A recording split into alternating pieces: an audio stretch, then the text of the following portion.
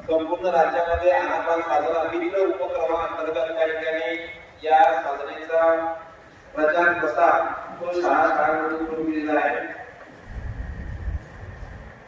त्या अंतर्गत चिंतन हे अभ्यासासाठी किती महत्त्वाचं आहे हे शिकवण्याकरता म्हणून आपल्याला आनापान साधनाचं महत्त्व त्या ठिकाणी जाणून घ्यायचं आहे।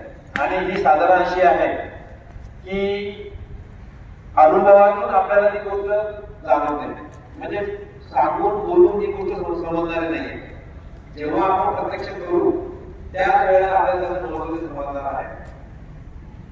हालचाल करायची नाही बिलकुल, कुठल्याच प्रकारची हालचाल नाही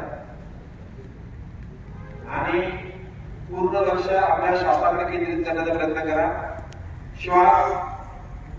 श्वासाचं महत्त्व मी तुम्हाला सांगणार आहे।